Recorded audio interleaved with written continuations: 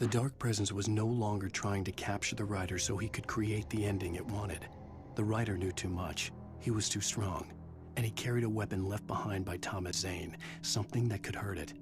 Now, the darkness was doing everything in its power to simply stop the writer from ever reaching Cauldron Lake and the dark place it came from. The bottom of Cauldron Lake was a graveyard of things the lake had claimed in one way or another over the decades. The dark presence brought them up in its wake, scattering the rotten waterlogged hull of an old boat here, the remains of a long-ago crashed airplane there, trees shattered under the impacts. The earth groaned. It didn't even notice.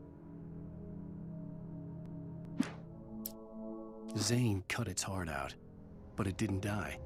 The thing that wore Barbara's face kept crooning sweet nothings sugar-laced with poison. He put on the suit, untied the monster from the chair. The thing in his arms thrashed weakly, but he held fast. He stepped outside, off the pier, and into the dark water, a sinking pinprick of light descending toward a bottom that never came. The dark place I found myself in was unlike anything I could ever have imagined.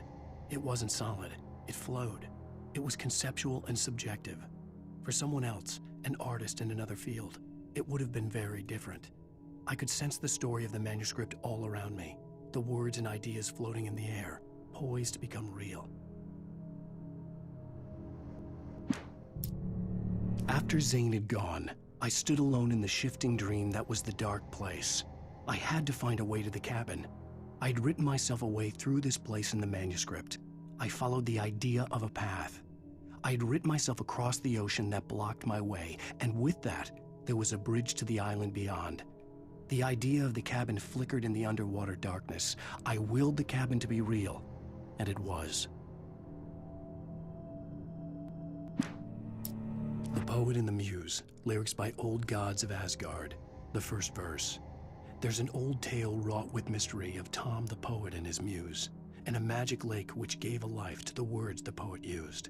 Now the muse, she was his happiness, and he rhymed about her grace, and told her stories of treasures deep beneath the blackened waves, till in the stillness of one dawn, still in its misty crown, the muse she went down to the lake, and in the waves she drowned.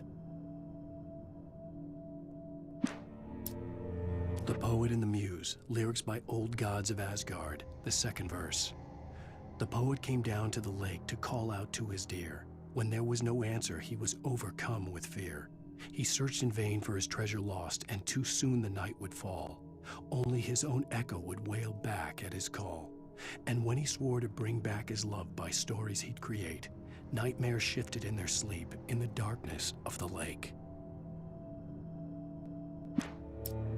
The Poet and the Muse, lyrics by Old Gods of Asgard, the third verse.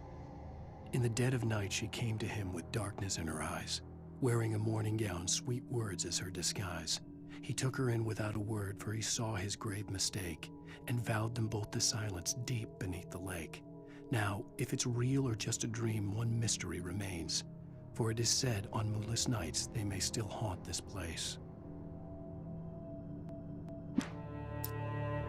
In the end, Barry wasn't going to shoot Sarah. They both knew that. Once she had no chance of catching up to Wake, Barry gave up the gun and sat down on the floor, shielding his face from the merciless glare of the well-lit room. "I don't think I'm ever going to see him again," he said in a weak voice. Sarah didn't have it in her to be mad at him. Besides, he was probably right.